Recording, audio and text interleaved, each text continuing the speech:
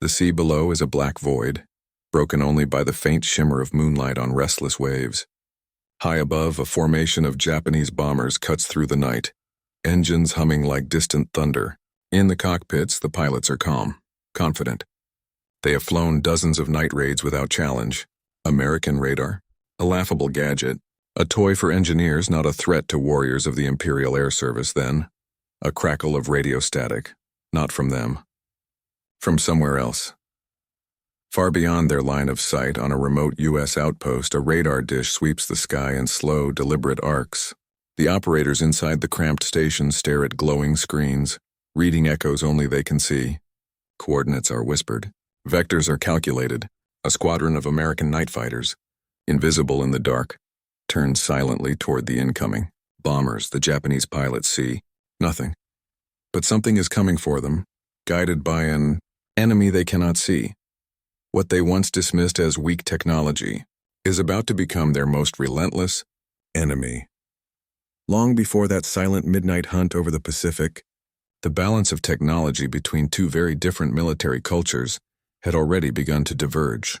On one side stood Imperial Japan, a nation that had built its air doctrine around the belief that war was won by the eyes of the pilot and the instinct of the warrior. Their naval aviators were among the finest in the world, trained to rely on sharp vision, speed, and formation discipline. Detection to them meant seeing first and striking first. Machines could assist but never replace the senses of a skilled combat pilot. On the other side stood the United States, still reeling from the shock of Pearl Harbor. In late 1941, American radar technology existed, but it was primitive, scattered, and poorly integrated. The SCR-270 radar set that detected incoming Japanese aircraft before the attack on Pearl Harbor had performed exactly as designed, but no one in command trusted it enough to act. To many senior officers, radar felt like a scientific curiosity, useful for experiments and theoretical defense planning, but too unreliable for real combat. It was slow, imprecise, and dependent on operators few outside the signal corps understood. The American fleet and air bases in the Pacific operated under assumptions born from peacetime. Aircraft would be spotted visually, reported by radio, and intercepted through conventional scramble procedures. At night, the idea of coordinated air defense was almost non-existent. Nighttime was a pause in the war, a time when aircraft attacks were considered unlikely, and accurate interception nearly impossible. Japan, however, saw an opportunity in the cover of darkness. In the early months of the Pacific War, Japanese bombers executed night raids across newly captured territories and U.S.-held islands alike. They struck at Henderson Field on Guadalcanal, at Port Moresby, at isolated marine positions clinging to their footholds in the Solomon Islands.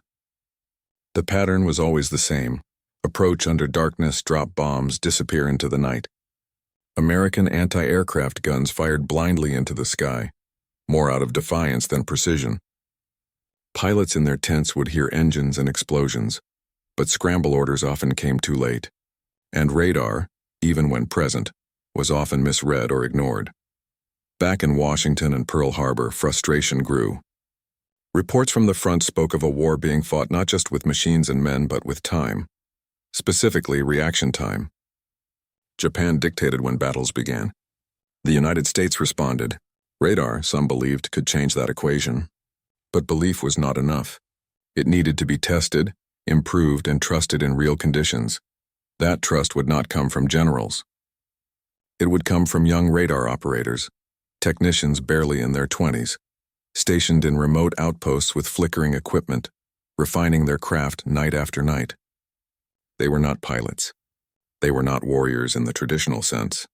They sat in darkened huts staring at green screens filled with ghostly signals, learning how to translate static into threat, how to turn echoes into warnings. They were often dismissed by pilots as scope watchers, yet their hands were on the true heartbeat of the battlefield long before a single engine roared to life. Meanwhile, Japanese pilots continued to mock American reliance on machines. In training briefings, radar was described as crude and easily deceived. Better to fly low, better to attack at night, better to rely on the instincts of the Imperial aviator. After all, machines could fail. Human spirit, they believed, could not. This clash of beliefs, intuition versus instrumentation, would shape the upcoming battles more than either side yet realized. For as radar installations multiplied across Pacific outposts, and as each operator grew more skilled than the last, a shift began to take place. The United States was no longer reacting blindly, it was listening, and soon, it would be hunting. The lessons of early radar misinterpretation at Pearl Harbor lingered like a wound in the American command structure. The infamous detection of incoming aircraft on December 7, 1941, seen clearly by radar operators but dismissed by superiors, became a case study in the cost of underestimating new technology. In war colleges and officer briefings, a new term began circulating: sensor discipline. It meant trusting what machines could see, even when human instinct lagged behind. As the Pacific campaign expanded, radar sets like the SCR-270 and the more refined SCR-527 were shipped in crates to forward bases carved from coral and jungle. These radar stations were crude at first, little more than canvas tents covering humming equipment, guarded by sandbags and manned by technicians working in heat and isolation. Yet every night they swept the skies in broad arcs, silently tracking movements far beyond the eyes of any sentry or pilot. Then came Guadalcanal, the crucible. Henderson Field was barely more than a strip of dirt, constantly bombed, constantly repaired. Japanese night raids became routine, their bombers drifting in from the sea like phantoms. Early in the campaign, U.S. Marines and aviators could do nothing but brace for impact when the sun went down. Anti-aircraft crews slept beside their guns, waiting for spotters to yell out bearings, praying they could hit something in the darkness. Fighter aircraft, when launched, circled blindly, hoping to catch a silhouette against the moon. But by late 1942, something began to change. A new rotation of radar operators arrived, bringing with them updated training straight from American signal schools. Unlike earlier deployments, these men had drilled on live intercept simulations. They understood not just how radar worked, but how pilots could be guided with precise headings in real time. To the uninitiated, radar screens still looked like abstract patterns of light. But to these new operators, the blips were becoming language. At first, their attempts to direct intercepts were hesitant, filled with corrections and uncertainty. Pilots were skeptical. Many saw radar guidance as interference, preferring to fly alone and rely on their own instincts. But one night, a test was ordered. A pair of Marine night fighters launched under full radar control. The operators gave bearings. Turn 3 degrees starboard. Maintain altitude. Contact expected in 60 seconds. The pilots obeyed, reluctantly. They never saw the bombers until they were directly behind them. That night, radar-guided interception drew first blood. Word of the success spread quietly through the base. Pilots who once dismissed the operators as background staff began to linger near the radar tents, asking quiet questions about how they could better understand the signals. For the first time, radar was not just a warning system. It was a weapon. Across the water, Japanese intelligence officers began observing a disturbing pattern. Bombers returning from night raids spoke of American fighters appearing suddenly and with impossible precision. Some pilots reported seeing nothing at all before tracers streaked past their wings. They strike from the dark like ghosts, one crewman wrote in a confidential report. They do not search. They know. Japanese command attributed these incidents to luck, to aggressive American patrol patterns, to coincidence. Radar in their reports was mentioned but never feared.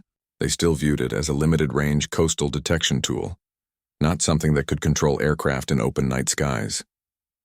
Their doctrine remained rooted in visual contact and formation discipline. The Americans, however, were no longer merely detecting. They were stalking. Each night, radar operators refined their timing. They learned to filter out weather interference, to distinguish between decoys and real attack vectors. More importantly, they developed a rhythm with pilots, a trust forged in the silence between bearings and engine throttle. And in that silent cooperation between man and machine, the foundations of a new kind of warfare were being built, one where the first shot would be fired not by the eye, but by the echo. And that new warfare was about to reach its first true test. Radar in the Pacific did not arrive as a polished, war-winning miracle. It arrived as crates of sensitive equipment, prone to overheating in tropical climates and thrown off by humidity and salt air. The SCR-270 and its naval counterpart, the CXM radar, were not designed for the brutal reality of forward island warfare. Their signals flickered with interference. Their components corroded quickly. Yet each night the operators stayed with their machines, adjusting calibration dials with the delicacy of surgeons. They were not celebrated aviators or decorated Marines. They were electricians, radio men, students of physics turned. To most airmen, the radar screens looked like meaningless static. But within that static lay patterns. Ascent curves, formation signatures, the slow arc of a bomber wing lining up for a run. With practice, U.S. operators could identify the difference between weather, decoys, and real threats miles before visual confirmation. What began as rough estimates evolved into precise vector lines. Radar's early critics argued it could only warn. But with improved directional antennas and tighter signal processing, it began to direct. Radar was evolving, not as a passive eye, but as an active nerve system guiding the war machine. In war rooms and command tents, officers began referring to radar screens not as displays, but as windows into the future, showing where the enemy would be, not where he was. And for the first time, American forces could act first, not merely react. It was a small shift, but in the Pacific night, it meant everything. They were rarely seen on newsreels, never mentioned in dispatches, and almost invisible in unit photographs. Radar operators worked in darkness inside cramped, sweltering huts lit only by the glow of oscilloscopes. Their uniforms were often drenched with sweat, headphones pressed to their ears, notebooks filled with bearings and altitude estimates accumulating beside them. In the hierarchy of war glory, they ranked near the bottom, below pilots, below infantry, even below mechanics. Yet without them, the night skies belonged to the enemy. These men trained in silence, learning to decode the language of electronic echoes. Every sweep of the radar beam came with a rhythm, a pulse, a return, a ghost. They learned to distinguish a squadron of bombers flying tight formation from a feint designed to draw fighters away from the real attack. They learned that hesitation cost lives, that a bearing given 10 seconds too late meant bombs falling on fuel depots, hospitals, and airstrips.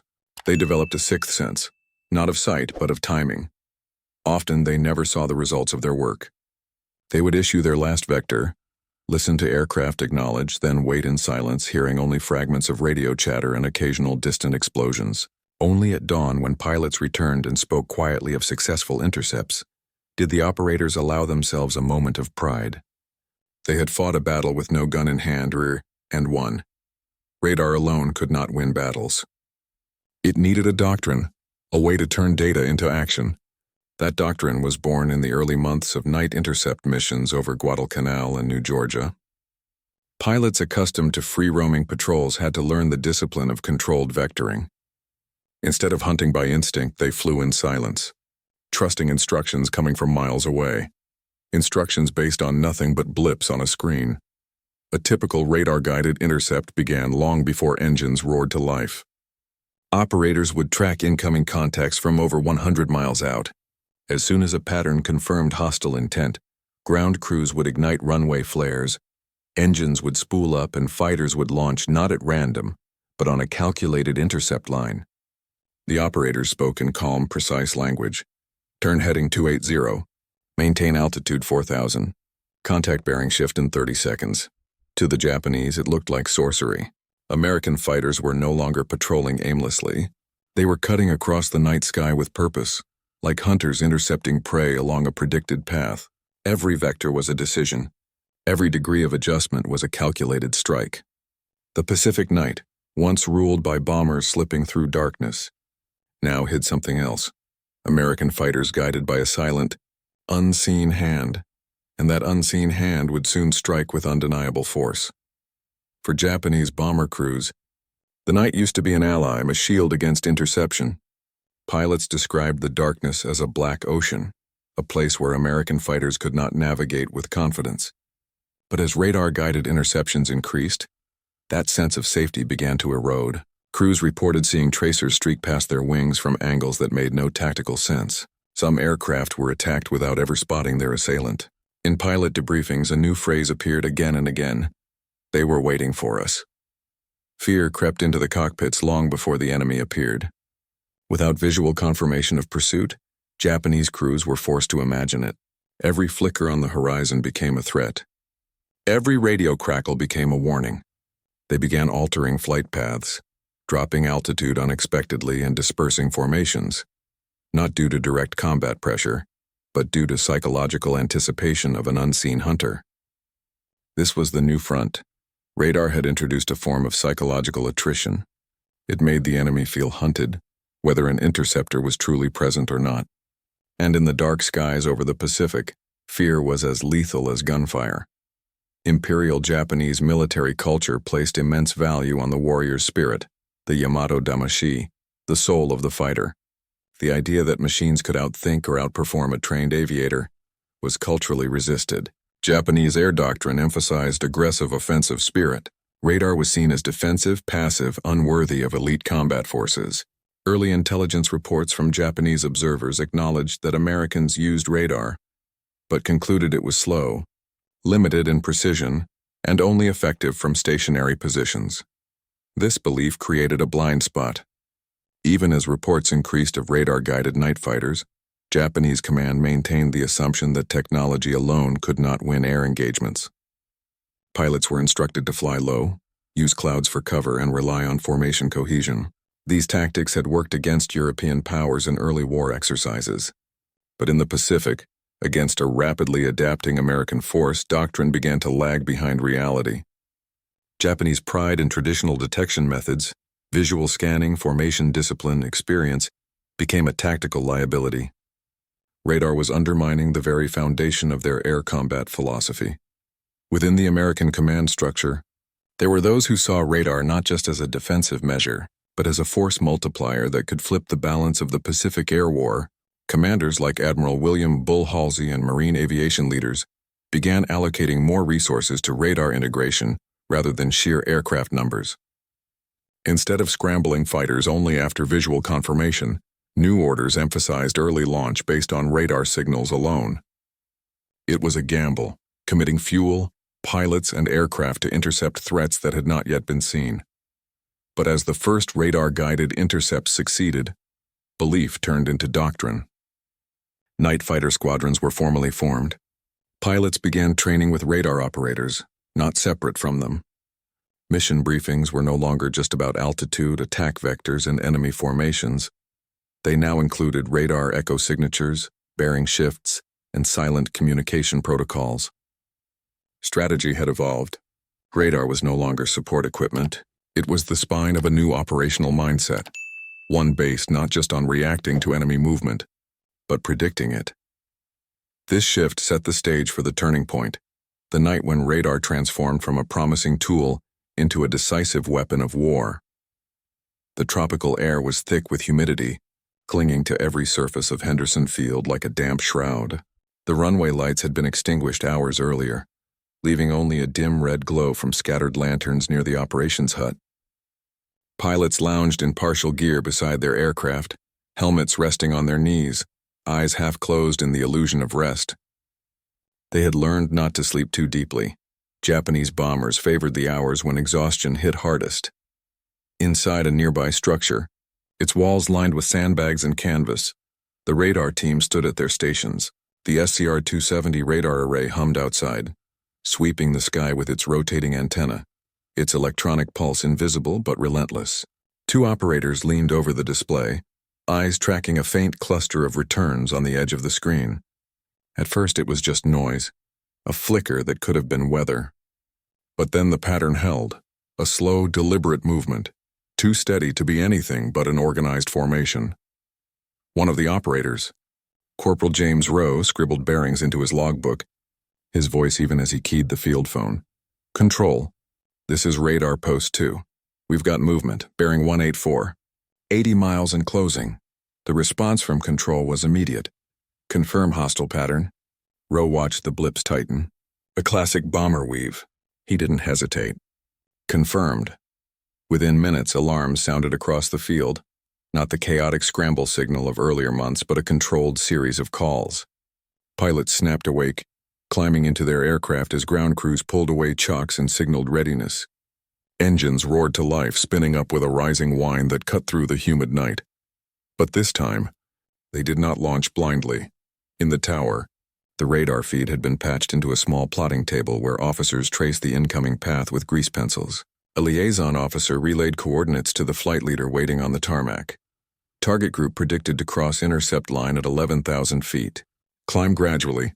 Hold formation until vectoring begins. Radar control will steer you in. The pilots exchanged glances. This was still new, trusting a voice miles away over their own instincts. But recent successes had taught them that somewhere in the darkness, men seated at glowing screens could see what they could not. Engines throttled. Wheels lifted from the runway. The night fighters rose toward the stars. Clearly, his voice steady despite the pounding in his chest. Night Flight 1. Adjust heading to 180. Maintain climb. Above the Pacific, the fighters banked smoothly, wings reflecting faint moonlight as they aligned themselves with the unseen approach. They still saw nothing, only darkness stretching endlessly ahead. Inside the Japanese bombers, the mood was confident. The crews had made this run before. Their path took them along a predictable approach route, one they believed exploited gaps in American detection. They kept altitude steady, instruments glowing dimly in the enclosed cockpit spaces. The ocean below was invisible. The enemy, if present, was unseen. Then at exactly 48 miles out, Rowe's radar scope lit with clarity. The bombers had crossed a threshold, a point where radar returns sharpened and altitude could be confidently estimated. He opened the channel again. Night Flight 1 turned to 178. Increase speed, you're on course, contact in 90 seconds. In the lead fighter, the pilot's hands tightened on the controls. The radio was silent, aside from the calm voice from the ground. No one spoke. There was nothing to see. No silhouettes, no horizon markers, just darkness. Rowe, staring at the scope, could feel the moment converging. The blips representing the fighters were closing fast on the bomber formation. He made a micro-adjustment. Correct 3 degrees port. Maintain altitude. Stand by for visual confirmation. On the Japanese side, nothing had changed. They flew straight, unsuspecting. Then, a flicker. In the distance, a faint shape appeared against the stars. One of the American pilots saw it, just a sliver of darkness moving where the sky should have been still. Tally. He didn't wait. He rolled smoothly and cut throttle, lining up his target with precision that felt unnatural in total darkness. He fired. Tracer rounds sliced through the sky, bright lines cutting upward like glowing threads. They struck the lead bomber's wing. Shock rippled through the formation. Rowe heard the pilot's brief, calm transmission. Engaged. At that moment, radar had not just detected, it had hunted, and the night skies over the Pacific would never feel the same again. The first bomber spiraled downward, its wing ablaze, illuminating the night like a fiery beacon. Shockwaves rippled through the Japanese formation. Pilots shouted into their radios, their voices strained, demanding visual confirmation of the attackers. But there was nothing. No silhouettes, no engine sounds, until it was already too late. They appear from nowhere. One bomber officer would later write in his after-action log, "There is no warning, only fire." The American fighters had no need for search patterns or sweeping arcs across the sky. Every movement they made was deliberate, called out by calm voices thousands of feet below. In the radar hut, Rowe and his partner tracked the chaos in real time. Each time a bomber attempted to break away or dive, the radar echo shifted, and a new vector was issued instantly. Night Flight 2, contact turning east. Adjust bearing to 168. Altitude dropping to 9,000. The radio reply crackled through. Copy, moving to intercept. Below, Japanese bombers attempted evasive maneuvers traditionally effective against patrol-based fighters. They broke formation, hoping that scattering would force the Americans to choose a single target. But this time, every movement was seen. Radar operators tracked each echo like a hunter marking footprints in the snow. Multiple splits detected. Prioritize central contact. Others will reappear on subsequent sweep. Fighters banked hard, engines howling as they adjusted course with surgical precision. It was no longer a chase. It was an execution. In previous months, night engagements were chaotic affairs. Bursts of gunfire in the dark, pilots firing blindly, unable to confirm targets. Tonight was different. Each American pilot spoke only when necessary. There was an eerie discipline to their voices, almost detached. They did not search for targets. They waited for them to appear on command. Radar had become more than a tool. It was a conductor, orchestrating a deadly ballet in the skies above Guadalcanal. For the Japanese crews, confusion turned to fear. Pilots dropped altitude sharply, hoping to lose the attackers against the dark ocean. Others climbed, gambling that American planes would overshoot. But with every move, the same calm voice returned to the American pilots. Target descending. Adjust 3 degrees. Hold. Weapons free. Another bomber fell, and another. By the 10th minute of engagement, the battle had transformed completely. Instead of bombers approaching their target with confident precision, they were scattered, broken into fragments. Some continued forward out of sheer momentum, trying to fulfill their mission despite the odds. Others abandoned the objective entirely, turning back toward their base in disbelief. In the radar hut, the operators saw it happen on the scope before any pilot confirmed it. The formation signature dissolved. No longer a coherent cluster, but a spray of disorganized contacts fleeing in different directions. Rowe removed his headphones for a moment, just long enough to exhale. Radar had not simply detected an attack. It had prevented one. High above, one American pilot watched a burning bomber drift downward like a falling star. He keyed his radio briefly. Ground control, interception successful, targets dispersing, radar vectors holding accurate. Inside the Japanese command network, silence fell. The returning bombers, those that survived, brought back a story that their officers struggled to accept. They reported interception before visual detection, coordinated attacks from multiple angles, and a sense of being tracked even before crossing into strike range.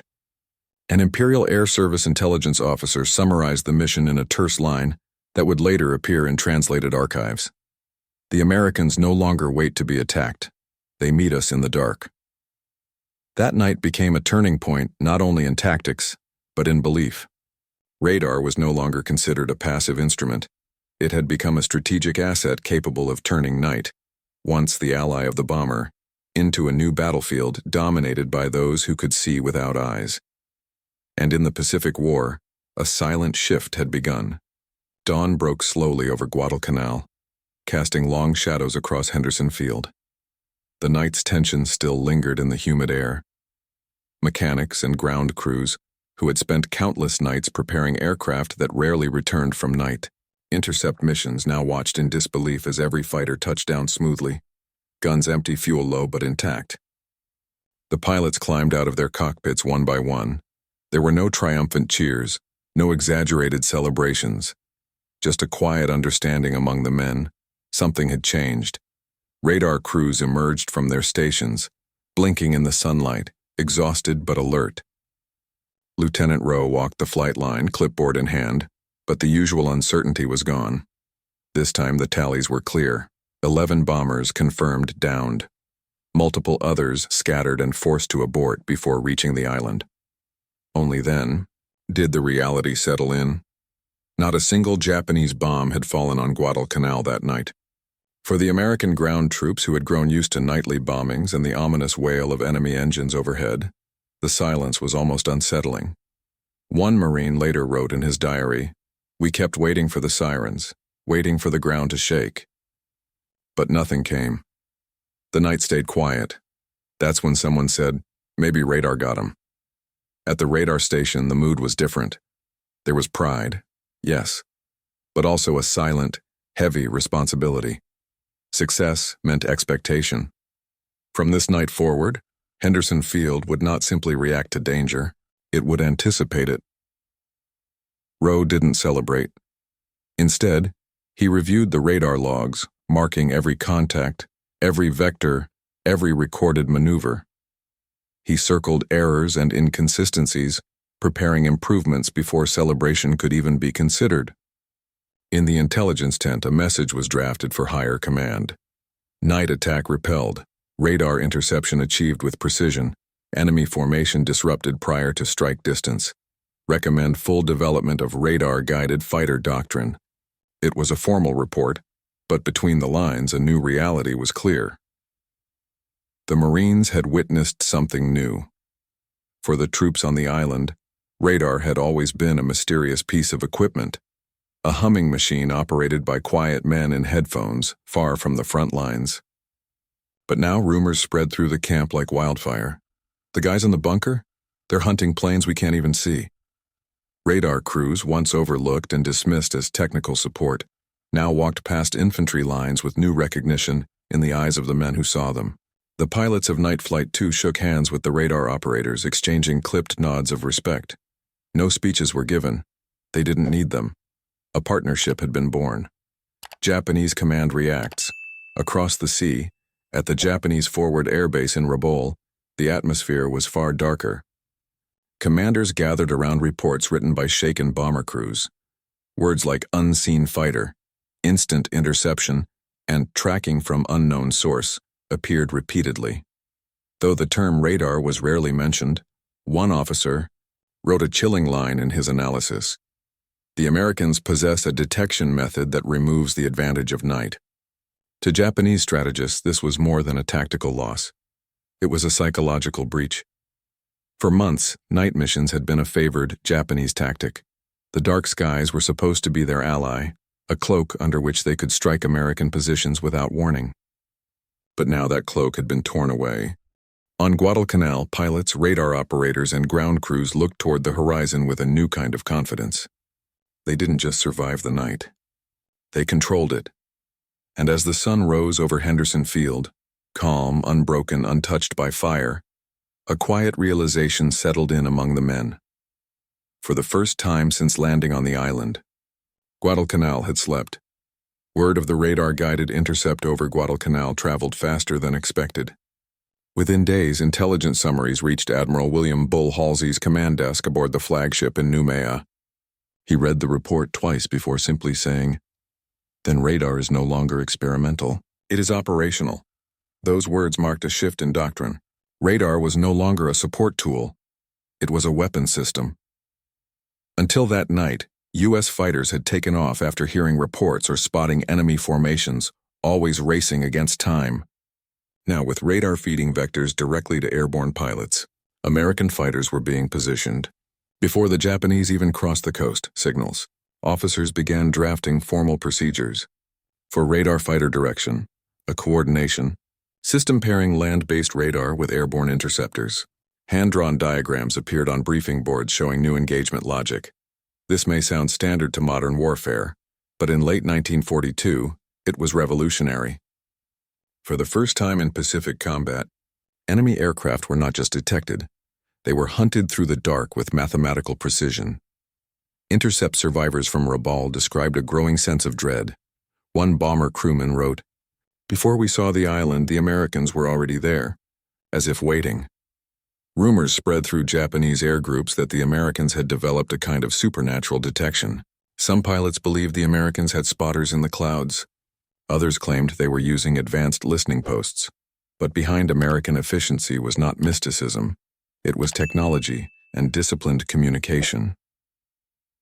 News of Henderson Field's night intercept success reached other Pacific bases, Espiritu Santo, Noumea, Midway, and eventually Pearl Harbor. Radar teams from civilian contracts and British advisory groups were rushed forward. Navy carriers began assigning radar officers to fighter squadrons for real-time airborne intercept control. Soon, mobile radar fighter direction units were being developed. Transportable command centers with maps, plotting tables, radio sets, and rotating radar dishes. These crews would later deploy across the Solomons, the Marshalls, and the Marianas. From this single breakthrough, an entire new arm of warfare emerged, the Radar Control Center, the silent nerve of the Sky War. Training officers began documenting the Guadalcanal intercepts, turning chaotic battlefield improvisation into standardized training material. Pilots arriving fresh from the United States were no longer told to simply fly and engage. They were now being trained to listen for vector commands, to trust radar operators they would never meet face to face, and to carry out intercepts with absolute discipline. Radar rooms, once considered auxiliary infrastructure, became high-priority protected zones. Sandbags, camouflage nets, and even dedicated marine security detachments were assigned to radar stations, a clear signal of how vital they had become. By early 1943, Japanese air raids on Guadalcanal decreased sharply. The risk of losing bombers and experienced night crews to radar-guided intercepts became too great. Instead, Japanese command began withdrawing night bomber wings, redirecting them to safer fronts. One Japanese operations officer wrote a final assessment, acknowledging what they had once mocked. Where darkness once favored us, it now favors them. Radar had done more than win a single night of survival. It had changed the psychological terrain of the Pacific War. The stage was now set not only for defense, but for offensive radar-guided campaigns, where American forces would carry this new doctrine across island chains, intercepting enemy air fleets before they could strike, and eventually guiding bombers deep into enemy territory under radar direction. And from that night onward, every Japanese air commander planning a sortie against American positions would have to ask the same chilling question: will they already be waiting? Night had always been the natural ally of those who sought to strike unseen. For centuries, darkness offered concealment, surprise, and advantage. But on Guadalcanal, that ancient law of war was rewritten. American radar did not burn brightly or roar in triumph. It whispered, it pulsed, it guided, invisible yet decisive. In the cold glow of green screens, in the careful calculations of young operators, technology became a new kind of sentinel. The Japanese pilots who had once scoffed at weak instruments learned a harsh truth. War is not won by confidence alone.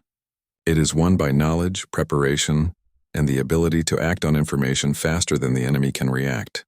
Machines, once dismissed as auxiliary, proved themselves capable of shaping the battlefield with precision, discipline, and foresight. The night was no longer a shield. It had become a stage on which unseen operators choreographed destruction and defense alike. Beyond Guadalcanal, the ripple effect of radar-guided tactics transformed the Pacific campaign. Night fighter units, mobile radar detachments, and integrated command systems became cornerstones of Allied air strategy.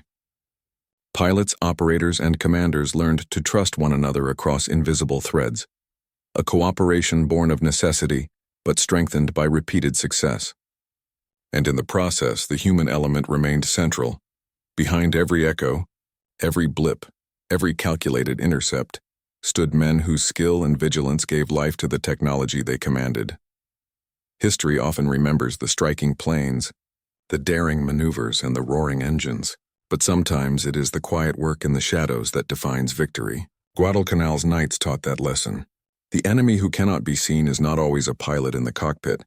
Sometimes, it is a pulse of energy on a screen, a voice in a headset, a mind trained to anticipate and act before the strike arrives. In the end, radar became more than a tool. It became a symbol of adaptation, of discipline, of the invisible hand shaping the tide of war. And as the Pacific night stretched endlessly, the American operators and pilots who mastered it proved that vision was no longer bound to the eyes alone. It could exist in circuits, signals, and the steadfast minds that interpreted them. The darkness belonged to no one, until it was mastered.